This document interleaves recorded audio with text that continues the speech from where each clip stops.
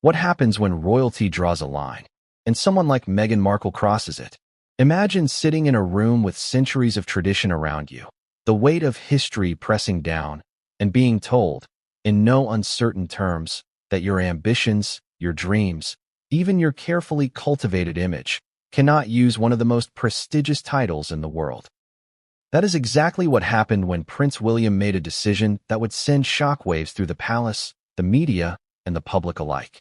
Meghan Markle, who has long been a master of strategy and public perception, found herself facing an obstacle she couldn't simply charm, negotiate, or spin away. And the news hit her harder than anyone expected. Before we continue, please hit the like button, subscribe to the channel, and turn on the notification bell for updates. It all began quietly. Meghan had been expanding her business ventures, leveraging her influence and her public image in ways that many would argue were clever, ambitious, and in some cases, unprecedented.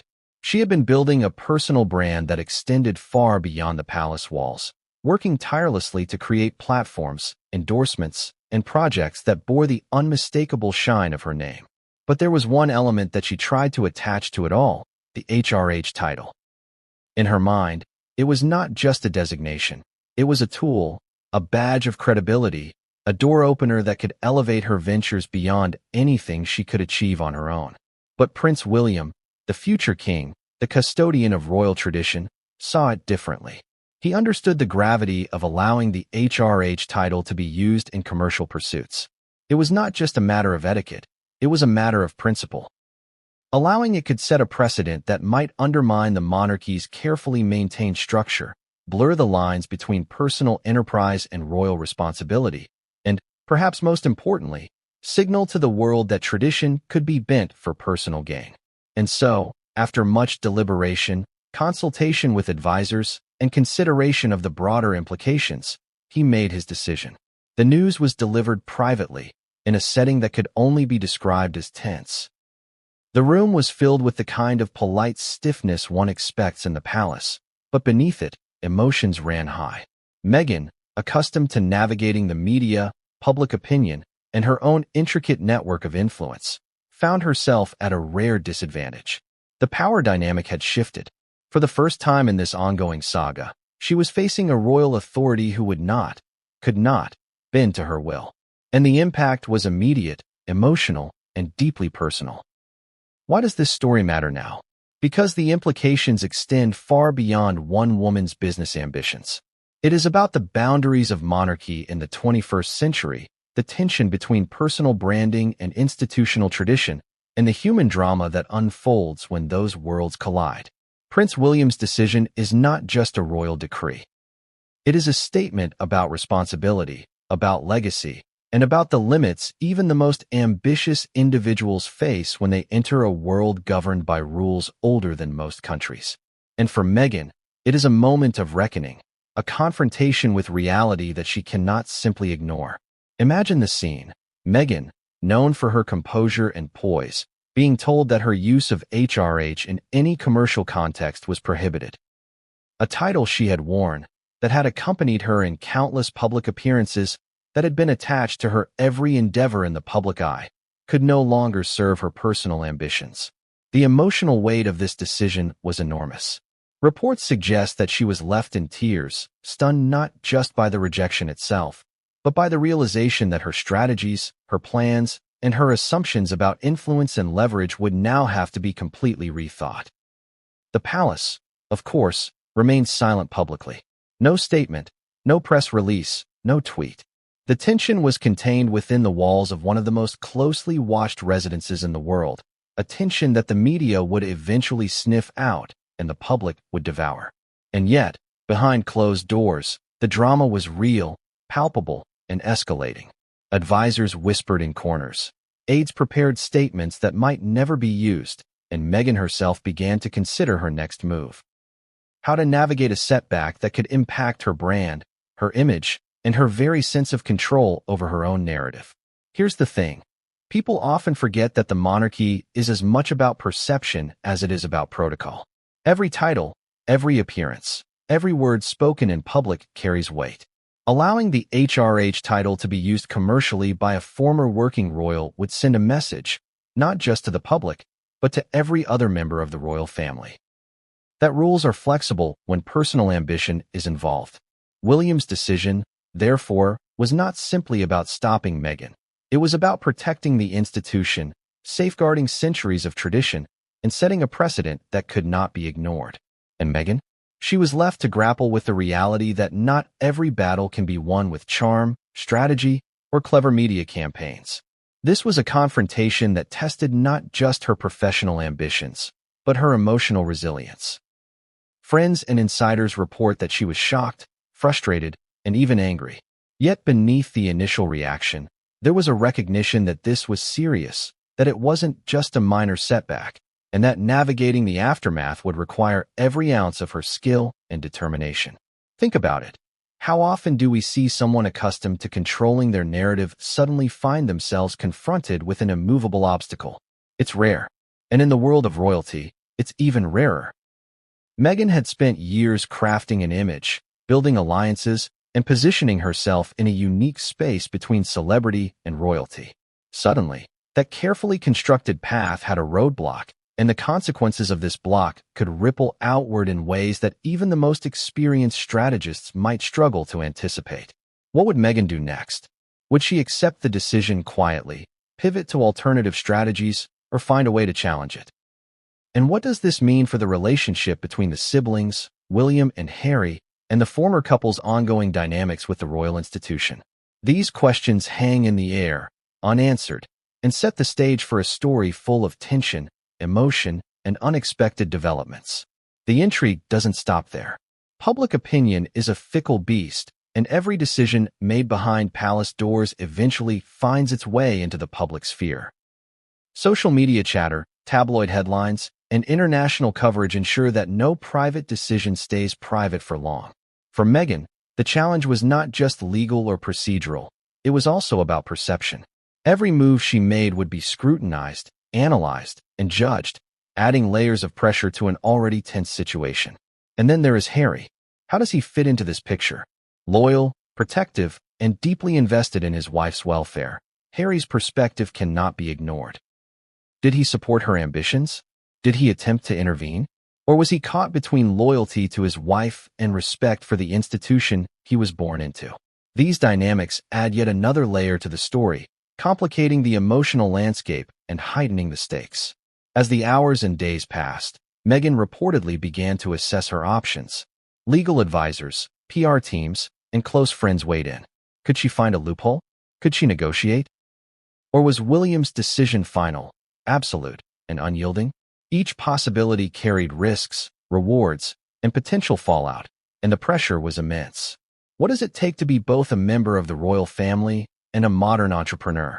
For Meghan Markle, that question wasn't just theoretical, it was her daily reality. She had stepped into a world steeped in centuries of tradition, protocol, and strict hierarchies, yet she came armed with ambition, business savvy, and a deep understanding of media influence. On paper, it seemed like a perfect mix, but in practice, it was a high-wire act with no safety net. Every move she made, every statement she issued, every business venture she touched had to be weighed not only against her personal goals, but against the invisible, unspoken rules of monarchy. And for Meghan, that meant navigating a labyrinth of tradition she hadn't fully anticipated.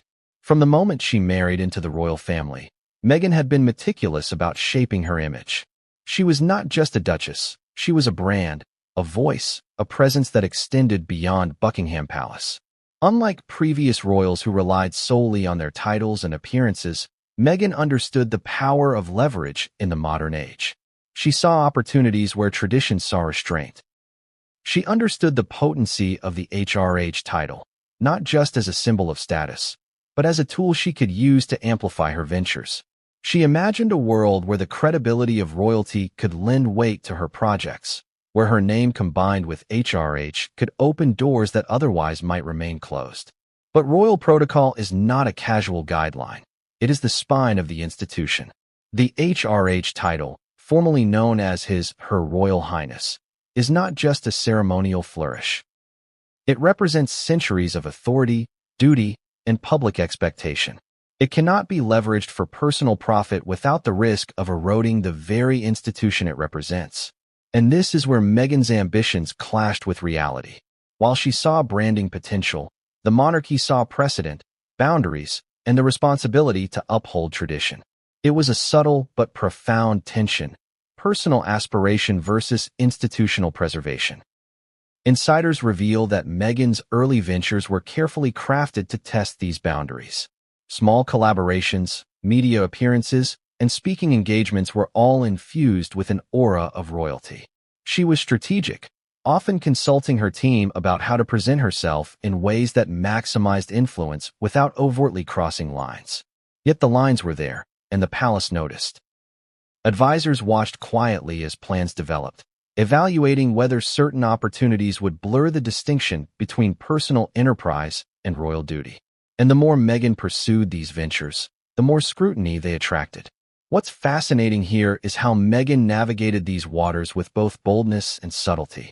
She was never reckless. She understood optics, public perception, and timing. She knew when to push and when to hold back.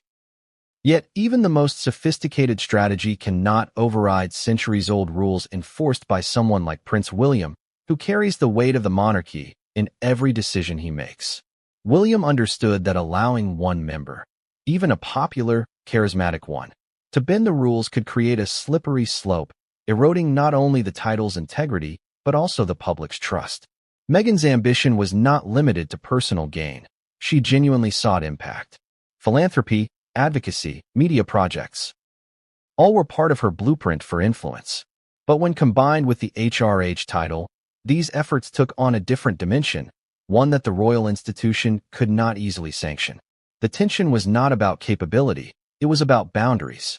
And for Meghan, realizing that her personal goals were hitting invisible barriers must have been deeply frustrating. Imagine being in the prime of your ambition and realizing that tradition, protocol, and legacy, not your own skill or determination, dictate the limits of what you can achieve. Yet, Meghan's approach was never passive. She often explored creative ways to work within constraints, subtly signaling her influence while testing the edges of what was allowed. Advisors note that she carefully monitored public reactions, gauging how her moves might be interpreted and adjusting accordingly. But there was always a limit. And when that limit was reached, the response was decisive. Prince William, known for his strategic thinking and careful deliberation, saw a line being approached. Unlike media speculation, gossip, or public opinion, his role was to enforce boundaries in a way that preserved the monarchy's long-term stability. For him, it was not personal, it was duty. This clash, Meghan's ambition versus royal protocol, was inevitable. While she had entered the family with charm, media savvy, and a keen understanding of modern branding, she now faced the immutable rules of an ancient institution. And make no mistake, in the royal world, titles are not merely decorative, they are powerful instruments of influence. The HRH designation, in particular, is tightly controlled, and the idea that it could be used in personal business ventures crossed a threshold that William could not ignore. So, what happened when these worlds collided? Reports suggest that Meghan was blindsided, not by criticism, but by the firmness of the decision itself. She had calculated, anticipated, and strategized, yet she had not fully accounted for the weight of duty carried by her husband's brother, the future king. The realization must have been jarring. The HRH title she had hoped to integrate into her ventures was not hers to wield, at least not in the way she envisioned. Imagine the internal calculus she must have gone through. Each business deal, each partnership, each planned venture suddenly came under a new light. How could she maintain her public persona, influence, and momentum without the title she had come to associate with authority and prestige? It wasn't just a professional setback. It was a challenge to her identity, her carefully curated image, and the sense of control she wielded over her public narrative. For Prince William, the decision was clear, though not easy. It required balancing empathy with principle, family loyalty with institutional responsibility. He could not simply accommodate ambition at the expense of tradition. And while Meghan's ambitions were impressive, they could not outweigh the potential risks to the monarchy. Every advisor, every precedent, every consultation reinforced the necessity of drawing a line. And that line, for Meghan, would be absolute. This moment marked a turning point. Meghan, who had navigated high-pressure situations with poise and intelligence, found herself confronting a reality that strategy alone could not overcome. The clash between her vision and the monarchy's rules created tension that was both personal and public, setting the stage for drama that would ripple across media outlets, social platforms, and public discourse. Yet, in true Meghan fashion, she did not retreat quietly. Initial reactions reportedly included frustration, tears, and a re-evaluation of tactics. But beyond the emotional response was a mind racing with possibilities, questions, and potential countermoves. How could she reclaim influence without HRH? Could she leverage media attention to reshape perception?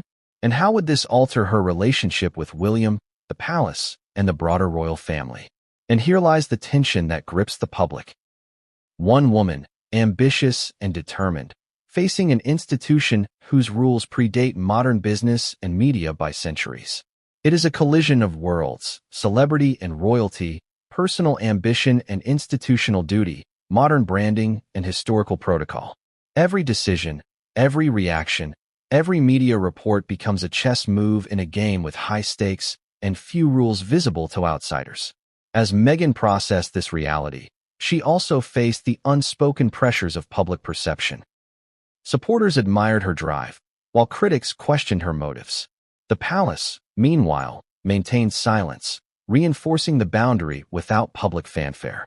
And in that silence, the story gained momentum, spreading through whispers, leaks, and speculation, each new piece adding weight to an already fraught situation. A single meeting can change everything. One conversation behind closed doors can shift power, rewrite plans, and leave even the most prepared person stunned. For Meghan Markle, that meeting was not just pivotal, it was seismic. The walls of the palace, silent witnesses to centuries of history, now contained a tension so thick it seemed almost visible. And at the center of it all sat Prince William, calm, composed, yet resolute, facing a woman who had mastered the art of influence, public perception, and media control. The room itself was carefully chosen, a private space, far from cameras, tabloids, and intrusive public eyes. No photographs, no microphones, no leaks. At least, that was the plan. The palace staff understood the gravity of the situation. Meghan, ever meticulous in her planning, assumed she had a degree of control over the encounter, yet the reality was different. William held the authority, the rules, and the weight of the monarchy on his side, and he knew how to use it.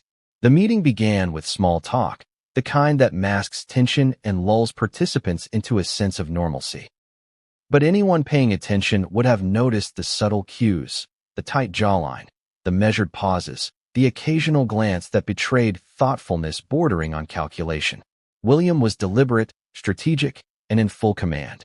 Meghan, for all her confidence and experience, could feel the weight of history pressing down. This was not a negotiation in a boardroom. This was tradition, legacy, and authority converging in one room. And then the conversation shifted. William moved from pleasantries to the matter at hand. The HRH title, he explained, could not be used in any business ventures. Not now. Not ever. It was not a suggestion, a discussion point, or a flexible guideline. It was a boundary. A line had been drawn, and crossing it was not an option. Meghan, who had anticipated some resistance, was nonetheless struck by the firmness, the clarity, and the finality of the statement. What makes this meeting remarkable is not just the content, but the dynamics. William did not scold or berate. He did not attack personally. His approach was methodical, calm, and measured. He laid out the reasoning, citing precedent, legal implications, and the broader responsibility to the monarchy.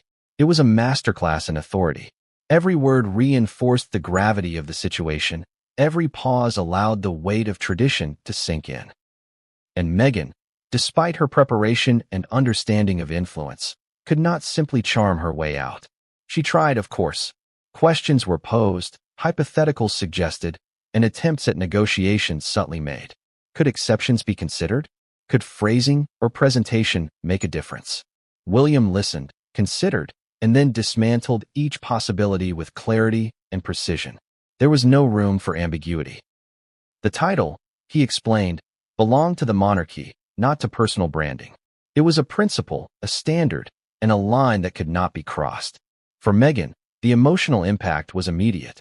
Reports suggest that her composure began to crack, that frustration and disbelief rose to the surface.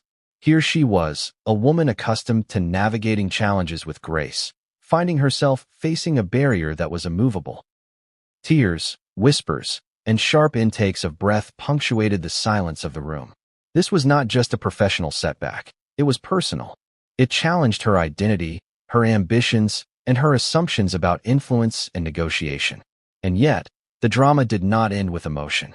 The meeting itself became a stage for strategic power. William, aware of the optics, ensured that every word, every gesture, was calculated to maintain authority without inflaming conflict. What's often overlooked is the psychological dimension. William understood that enforcement is not just about rules, it's about perception and credibility.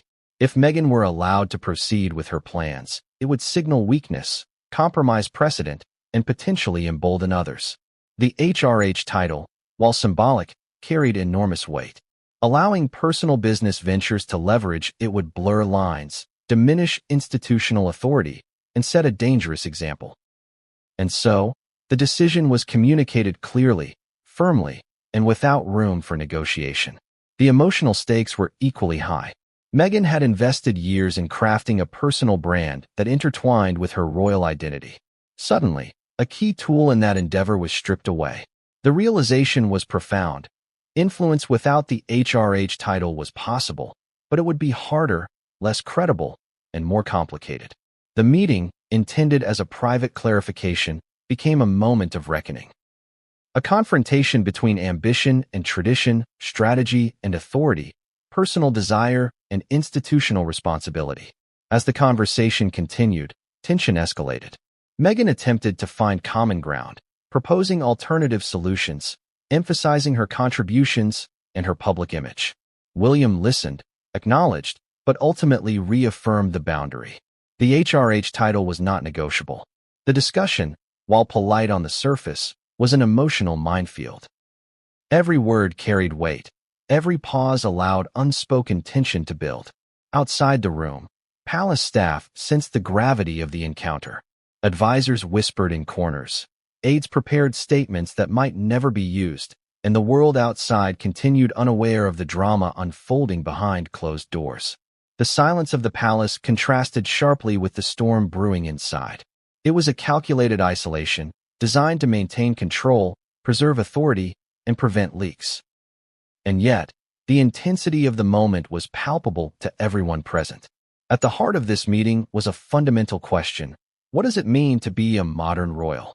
Meghan represented a new model, ambitious, entrepreneurial, media-savvy. William represented tradition, duty, and continuity. Their clash was not personal. It was structural, emblematic of a tension that has always existed in institutions facing modern pressures. The HRH title was more than a formality. It was a symbol of balance, a litmus test for how far ambition could stretch against centuries of rules. By the end of the meeting, the decision was crystal clear. Meghan could pursue her ventures, but the HRH title was off limits. No compromises, no exceptions, no loopholes. And for Meghan, the emotional and professional implications were enormous. She had faced challenges before, but this was different. This was not a disagreement over strategy or optics. It was a definitive boundary that altered the trajectory of her ambitions. And yet, even as the meeting concluded, the story was far from over. The private encounter set the stage for a cascade of reactions: media speculation, public curiosity, personal reflection, and strategic recalibration. Meghan would not simply accept this quietly. Her next steps, her decisions, and her responses would unfold in ways that few could predict, and the palace itself would feel the ripple effects. Imagine leaving a room knowing you cannot have what you had planned, that the tools you counted on to achieve influence are suddenly out of reach. That is the reality Meghan faced. It was more than a conversation. It was a defining moment, a turning point, and a glimpse into the complex, often brutal intersection of ambition and royalty. The HRH title. 3 letters, centuries of history, and more power than most could ever imagine. To the public, it seems like a formality, a ceremonial flourish. But behind palace walls, it carries weight, authority, and rules that are absolute. For Meghan Markle, the HRH title was more than just a designation. It was a tool she had hoped to wield in her business ventures, a key to expanding her influence and legitimizing her brand. But what she soon discovered was that the rules surrounding the HRH title were far more rigid than she had anticipated. The controversy began quietly, like a slow-burning ember that would eventually erupt into a firestorm. Meghan had already started integrating elements of her royal identity into her professional projects. Speaking engagements, partnerships, and personal ventures subtly referenced her status, creating a perception of authority and legitimacy. In the court of public opinion, this was brilliant, but in the palace, it raised eyebrows. Advisors and senior staff recognized the delicate line being tested. The HRH title was not a marketing tool. It was a symbol of duty, obligation, and centuries of tradition, and using it commercially, even indirectly, was seen as a breach of protocol. To understand why this was such a big deal, consider the history of the HRH designation. It has always been tightly controlled, reserved for direct members of the royal family who fulfill official duties and serve as representatives of the monarchy. It is not a personal accolade. It is not a credential for business. It is a badge of responsibility, a marker of trust and continuity that extends far beyond individual ambition. Allowing it to be used for personal gain would be unprecedented and potentially catastrophic. Meghan, however, approached the situation with a mindset informed by modern branding and media strategy.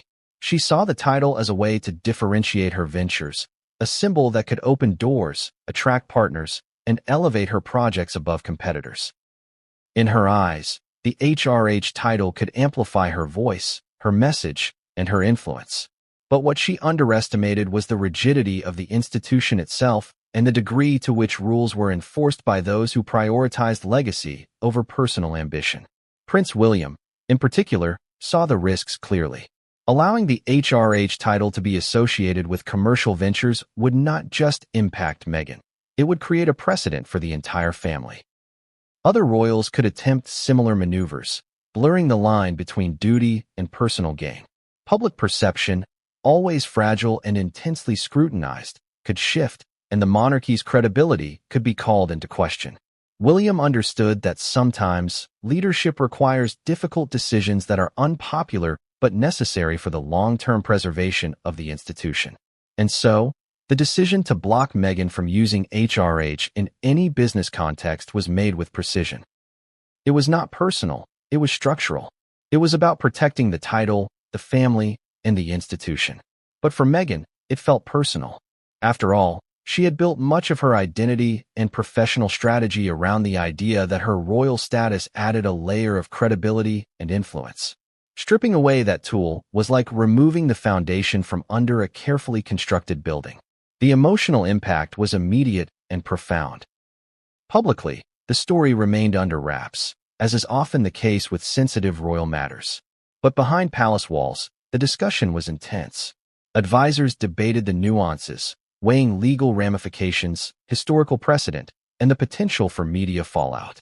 Meghan, for her part, was forced to confront the reality that her ambitions were hitting a wall she could not scale with charm, negotiation, or strategy alone.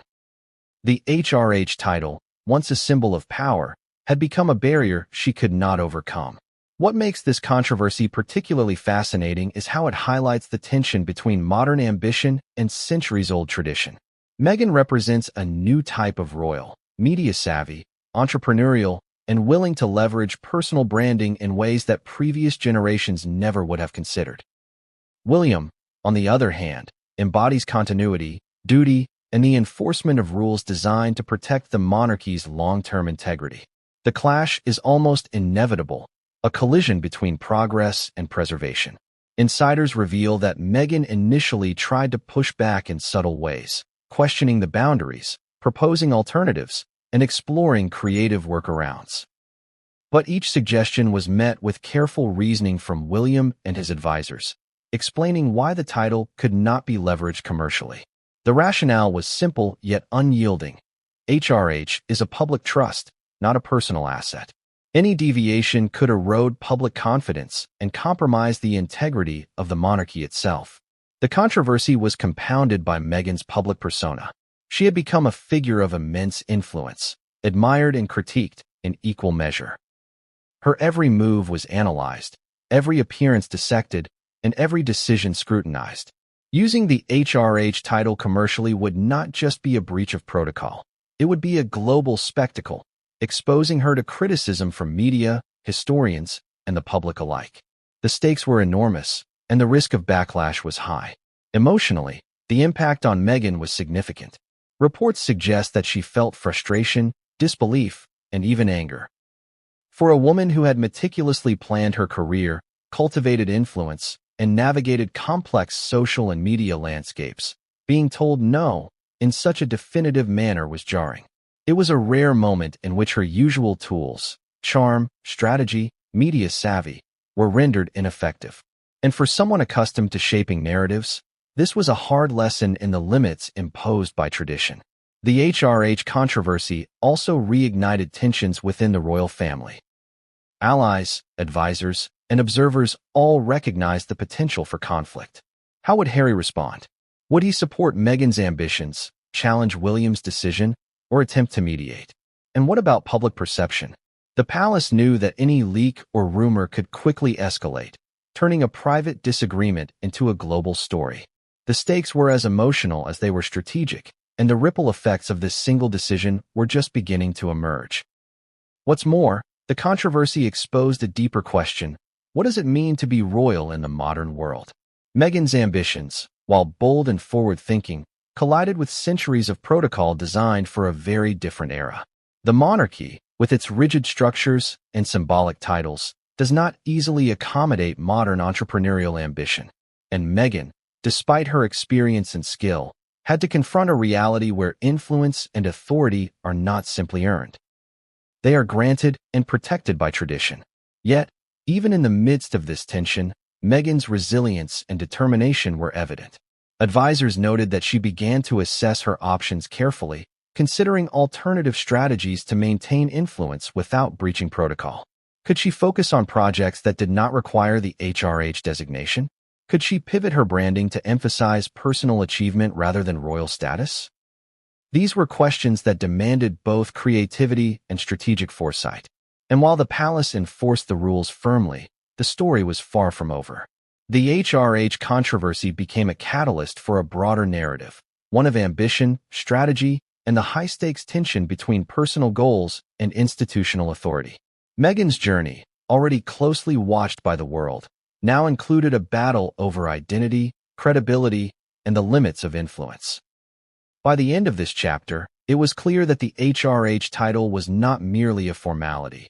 It was a line that could not be crossed, a symbol of power and duty, and a pivotal factor in Meghan's professional and personal ambitions. The controversy highlighted the delicate balance between modern branding and centuries-old tradition, ambition and authority, and personal desire versus institutional responsibility. But the story doesn't stop here. The HRH controversy set in motion a chain of events. Media scrutiny, public debate, private deliberations, and emotional fallout that would escalate tensions even further. Meghan's next steps, William's continued enforcement, and the reactions of the world watching would determine how this clash between ambition and tradition would ultimately unfold. Imagine building a brand from scratch, carefully curating every detail, and then being told that a critical tool in your arsenal, your title, your credibility, is off-limits. For Meghan Markle, this was no hypothetical scenario. It had become her reality. Her business ventures, carefully planned and meticulously executed, suddenly faced a barrier that threatened to unravel months, even years, of strategic effort. The HRH title, which she had envisioned as a catalyst for influence, was now firmly out of reach, and the stakes could not have been higher. Meghan's entrepreneurial ambitions were extensive. From speaking engagements to partnerships, branded content, philanthropic endeavors, and media projects, her portfolio was designed to leverage her public persona and royal experience.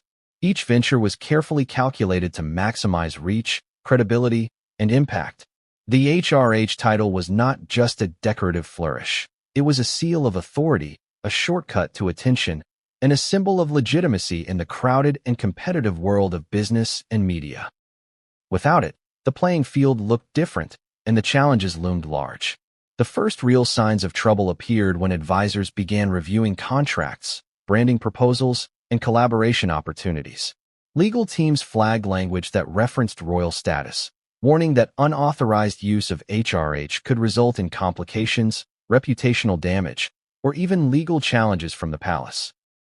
Partners who had initially expressed enthusiasm began asking questions, unsure whether associations with the HRH title were permissible. Suddenly, ventures that seemed secure were exposed to uncertainty, and momentum that Meghan had built with precision risked slowing, or worse, stalling entirely. This was more than a minor setback.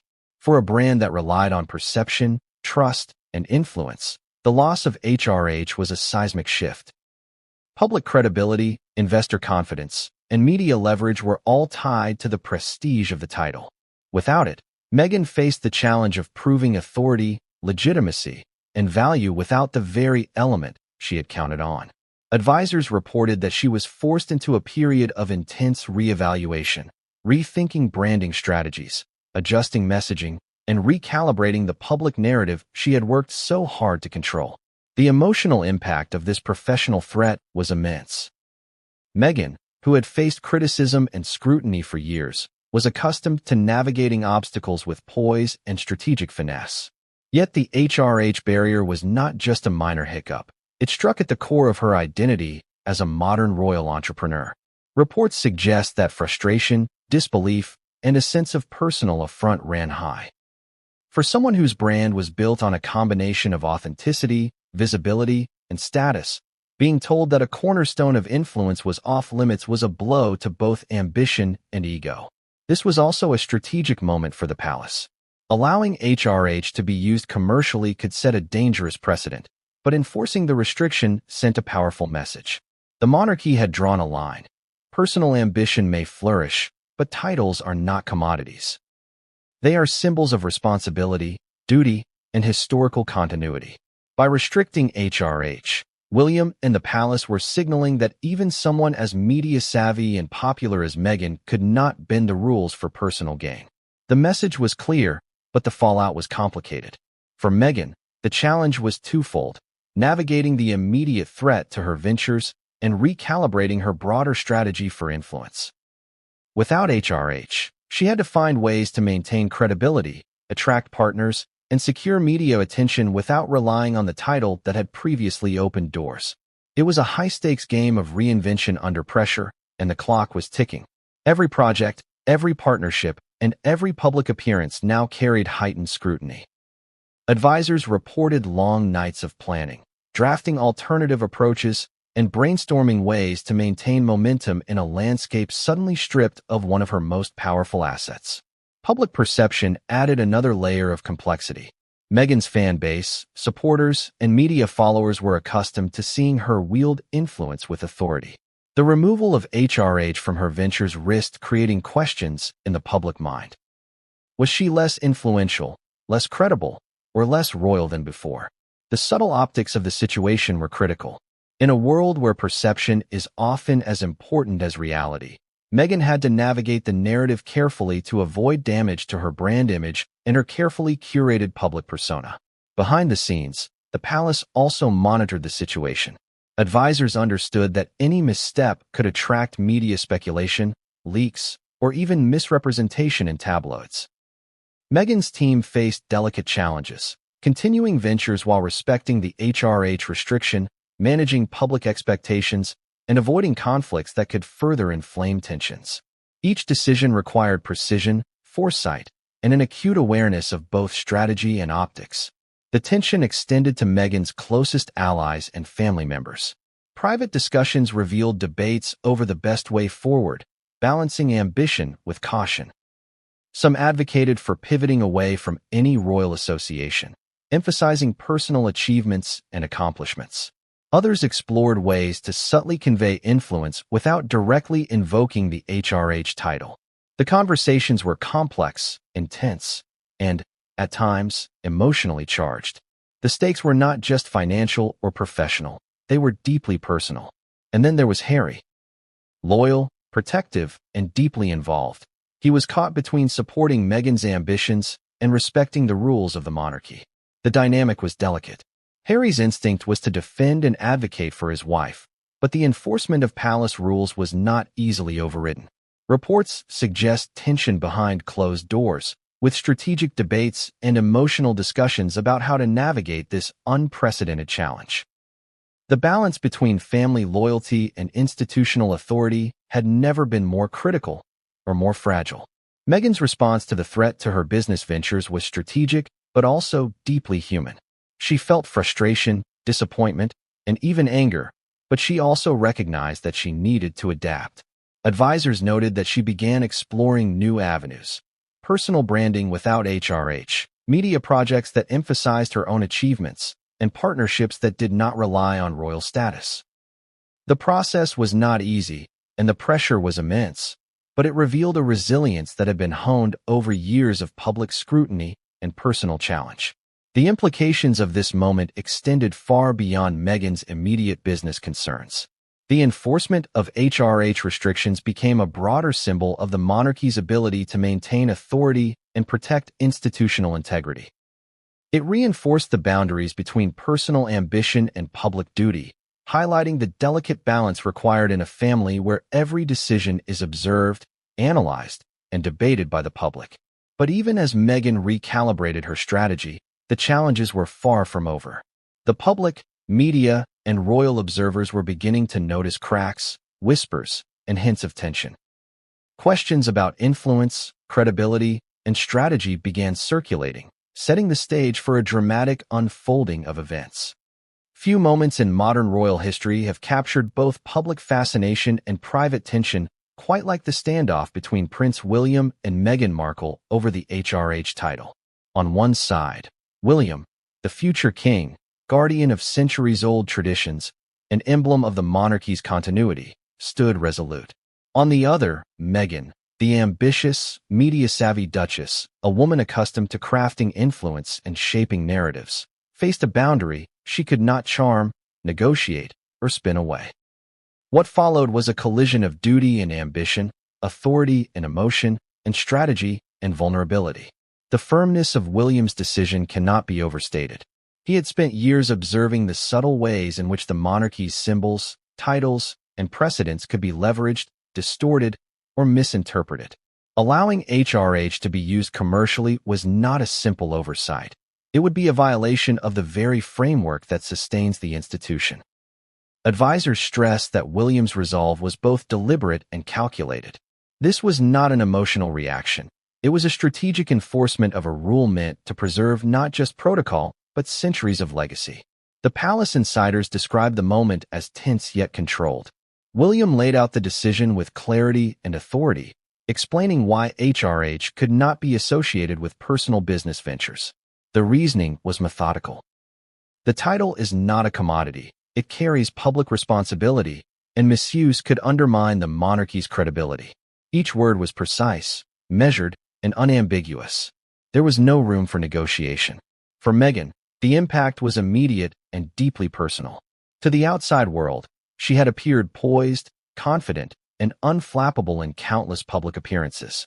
But private reactions told a different story. Advisors reported a mix of shock, frustration, and heartbreak as the reality sank in.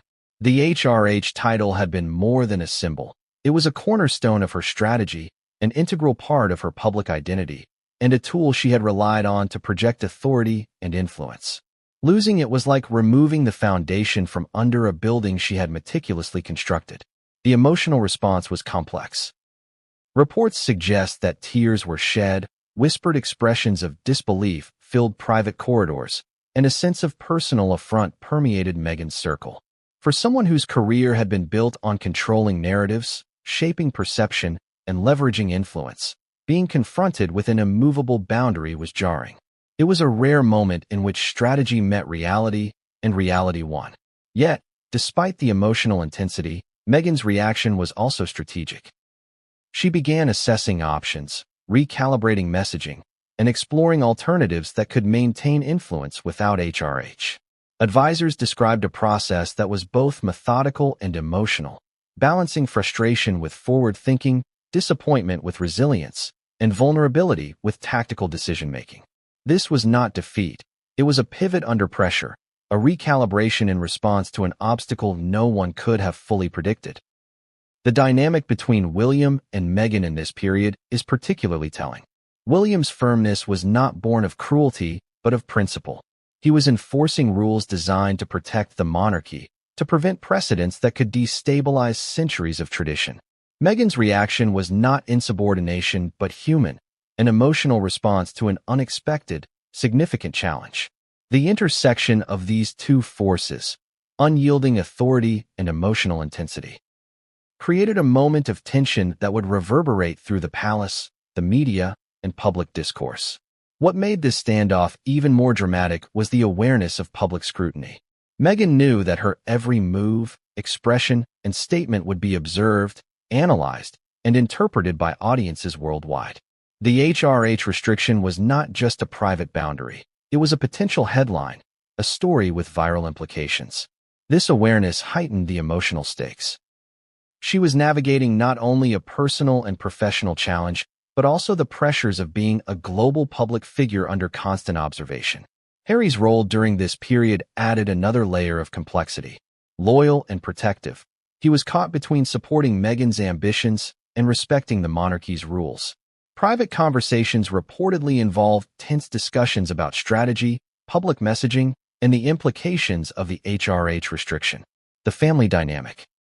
William enforcing protocol, Meghan navigating her ambitions, and Harry balancing loyalty and discretion added emotional intensity to an already fraught situation. The HRH decision also sparked broader discussions within Meghan's inner circle. Advisors debated how to pivot branding, maintain credibility, and continue projects without relying on royal designation. Creative strategies, public relations adjustments, and media campaigns were all explored. It was a high-pressure problem-solving scenario, where the stakes were simultaneously personal, professional, and public. Every decision carried consequences, every misstep risked scrutiny, and every success required careful navigation. Despite the emotional weight, Meghan's resilience became evident. She processed disappointment while planning forward, acknowledging the reality of William's firm stand, but seeking ways to maintain momentum. This duality, vulnerability paired with strategic thinking, revealed the complexity of her character and the challenges of operating within the unique pressures of modern royalty. She was learning, adapting, and recalibrating under conditions most people could not fathom. The HRH restriction also sent ripples through the palace itself. Staff and advisors recognized the broader implications. How to enforce precedent without inflaming tensions, how to support Meghan's ventures without undermining authority, and how to maintain public confidence in the monarchy.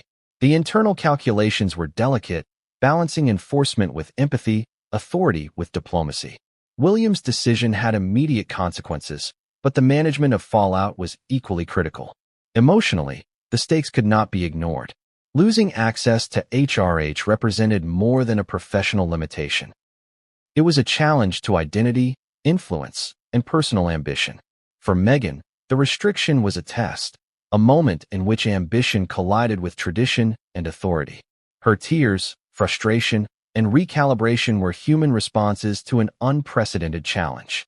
For William, enforcing the restriction was a duty, a demonstration of principle, and a reinforcement of boundaries that protect not just the title but the monarchy itself. And yet, even in this standoff, the story was far from over.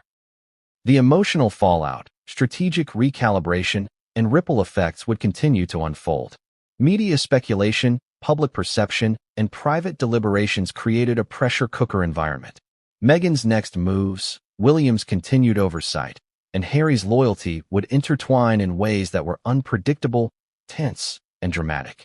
The moment the HRH title restriction became known within palace circles, it didn't take long for whispers to turn into a tidal wave. In the modern age, news travels faster than any individual or institution can control, and the royal family has long learned that even private decisions eventually enter the public arena. Meghan Markle's business ventures, already under scrutiny, became a focal point for global media speculation, social commentary, and heated debate. Headlines exploded, social feeds buzzed, and the public's curiosity reached a fever pitch. To understand the scale of the media frenzy, consider the context. Meghan is not just a duchess. She is a global celebrity with millions of followers, extensive media coverage, and a persona that blends royal lineage with modern celebrity culture. Every appearance, every announcement, and every decision is dissected and amplified. When the HRH restriction was leaked, or subtly inferred through palace communications, the story became irresistible. Meghan, ambitious and strategic, denied access to a powerful tool she had hoped to leverage. The narrative practically wrote itself, combining drama, intrigue, and the tension of a centuries-old institution meeting modern ambition. News outlets immediately speculated on the implications. Headlines ranged from sympathetic, highlighting Meghan's entrepreneurial ambitions and her frustration with protocol, to critical, framing her as overreaching or miscalculating her place within the royal framework. Opinion pieces debated whether the HRH title should even be used for business, questioning the ethics of mixing royal privilege with personal profit. Social media became a battleground. Supporters defended Meghan's right to innovate and pursue ventures, while critics emphasized the importance of preserving tradition. The story had ignited conversations that spanned continents, political perspectives, and cultural debates. Behind the scenes, palace staff monitored the situation closely. Leaks and speculation, intentional or otherwise, posed risks not just to Meghan, but to the monarchy's credibility. Advisors understood that narrative control was impossible once the story reached public consciousness, yet management of the fallout remained critical. Carefully worded statements, public appearances, and media messaging were all considered, designed to reinforce the monarchy's stance without escalating the conflict. Every public-facing decision had to balance clarity, authority, and diplomacy. For Meghan, the media frenzy was both a challenge and an opportunity. On one hand, public scrutiny added pressure, forcing her to navigate both professional and personal stakes under the world's gaze. On the other hand, media attention provided a platform to shape perception, highlight accomplishments, and articulate her vision. The HRH restriction, while a setback, also offered a narrative of resilience, adaptation, and determination, a story the public could relate to, sympathize with, or debate endlessly. Public reaction was polarized. Social media metrics showed spikes in engagement, hashtags related to Meghan's business ventures and royal status trending globally, and discussions dominating news cycles. Supporters emphasized the unfairness of limiting a modern, capable woman within an ancient institution. Critics countered, arguing that titles should not be leveraged for personal gain and that the monarchy's rules exist for reasons beyond individual ambition. The conversation became more than a personal dispute. It became a lens through which the public examined the monarchy, celebrity culture, and the intersection of tradition and modernity. Adding to the complexity, cultural and political perspectives influenced interpretation. In some circles, Meghan's ambitions were celebrated as pioneering and forward-thinking, evidence of a royal breaking barriers and modernizing an outdated system. In others, she was criticized for overstepping boundaries and risking the institution's integrity for personal gain. This polarization intensified media coverage, creating a feedback loop where each new article, tweet, or broadcast amplified the narrative. Meghan's professional and personal identity became entangled in a public debate with stakes that extended far beyond her individual ventures. Insiders note that Meghan was acutely aware of this dynamic. Every decision, every statement, and every project was now filtered through the lens of public perception. Advisors worked tirelessly to craft messaging that maintained credibility while avoiding overt conflict with the palace. The balance was delicate. Too defensive, and she risked appearing reactive. Too assertive, and she risked being framed as defiant. Each move required precision, foresight, and a deep understanding of both media dynamics and public sentiment. The palace, for its part, responded strategically. Official communications were measured, emphasizing duty, tradition, and the non-commercial nature of royal titles. Statements reinforced that the HRH title is symbolic of responsibility, not a tool for personal enterprise. By framing the decision as principled rather than punitive, the monarchy aimed to maintain authority while mitigating backlash. Yet the tension between transparency and discretion was constant, as even the most controlled statements were scrutinized for hidden meaning, tone, and implication. For the public, the story was riveting. Headlines read like a drama unfolding in real time. Royal ambition denied. HRH blocked from business ventures. Meghan versus tradition. Social media commentary ranged from outrage to support, with every side eager to weigh in.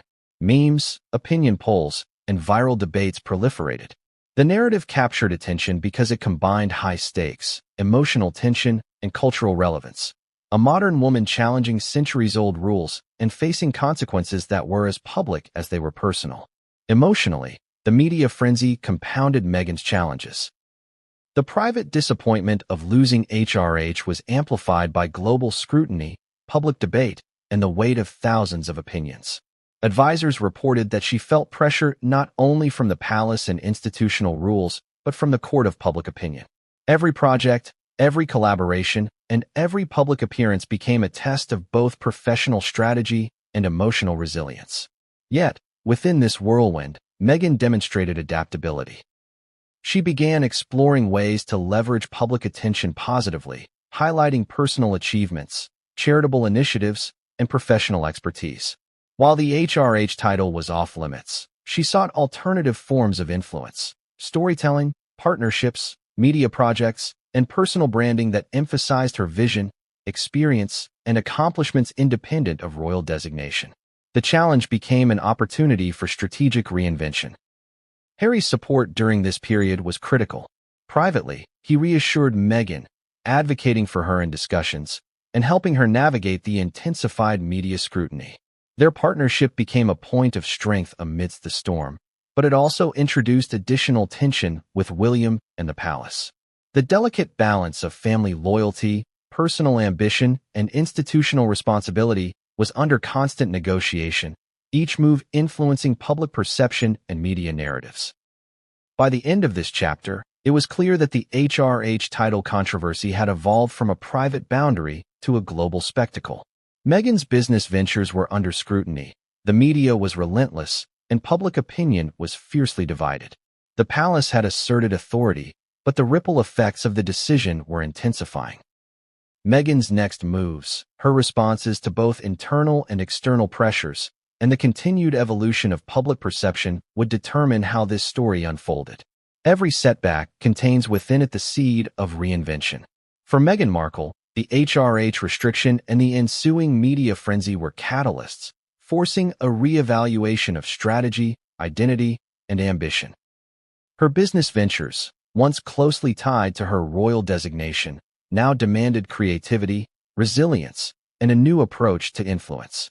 What followed was a calculated, high-stakes pivot, one that would test her adaptability, strategic thinking, and emotional fortitude in ways the world had never seen before. The pivot began with introspection. Meghan and her advisors spent long hours analyzing what had gone wrong, what tools remained at her disposal, and how to navigate a landscape suddenly devoid of one of her most powerful assets, the HRH title. The challenge was not just operational, but symbolic. Without HRH, the authority and legitimacy she had counted on needed to be replaced with alternative forms of credibility. Every decision now had to reinforce her influence, while subtly acknowledging the limitations imposed by tradition. This was not simply a matter of rebranding. It was a fundamental shift in strategy. Meghan's team began exploring narratives that emphasized personal achievement, humanitarian work, and public advocacy rather than relying on royal designation. Speaking engagements and partnerships were reframed to highlight her expertise, experience, and vision. Social media campaigns emphasized authenticity, relatability, and empowerment. Every public message was crafted to maintain influence without violating the palace's restrictions. The strategic pivot also involved legal and branding considerations. Advisors meticulously reviewed contracts, ensuring that no inadvertent references to HRH could create complications. Business proposals were reframed to focus on Meghan as an individual, a professional, and a thought leader rather than a royal title holder. The challenge was delicate. She needed to maintain visibility and credibility while avoiding conflicts with institutional rules. Every decision required precision, foresight, and a nuanced understanding of both media dynamics and public perception. Emotionally, the pivot was demanding. Meghan had invested years in aligning her personal brand with her royal identity. To strip away HRH from her ventures was to remove a piece of her carefully constructed narrative. Advisors report moments of frustration, doubt, and emotional vulnerability. But alongside these challenges was determination, an unyielding commitment to adapt, innovate, and continue pursuing her ambitions despite the constraints. Part of the pivot involved public storytelling. Meghan sought to reclaim narrative control by emphasizing projects that showcased her values, passions, and expertise. Charitable initiatives, mental health advocacy, women's empowerment campaigns, and media appearances were leveraged to demonstrate influence independent of HRH. The goal was clear: show that authority and impact could be earned, not merely inherited, and that personal credibility could rival institutional designation. Harry's role in the pivot was crucial. Loyal and protective, he supported Meghan's strategic adjustments, offering counsel, encouragement, and logistical assistance. Their partnership became a strategic and emotional anchor, allowing Meghan to navigate the dual pressures of media scrutiny and palace protocol. Yet their alliance also introduced tension with William and senior palace advisors, who were vigilant about maintaining precedent and authority. The balancing act between family loyalty, personal ambition, and institutional duty became increasingly intricate. The media, meanwhile, continued to exert pressure. Every move Meghan made was scrutinized, analyzed, and broadcasted worldwide. Each new initiative was dissected for messaging, intention, and implications for royal protocol. The challenge was not merely to innovate, but to do so under the gaze of a global audience whose expectations were high and opinions sharply divided. Advisors note that every launch, announcement, and appearance during this period was carefully calculated to maximize impact while minimizing potential conflict with the palace. Meghan's strategic pivot also included exploring new partnerships and collaborations. Brands, nonprofits, and media companies were approached with proposals emphasizing vision, expertise, and advocacy rather than royal privilege. This required a delicate balancing act. Leveraging visibility while remaining compliant with HRH restrictions, asserting influence without appearing combative, and maintaining public relevance in a rapidly shifting media landscape.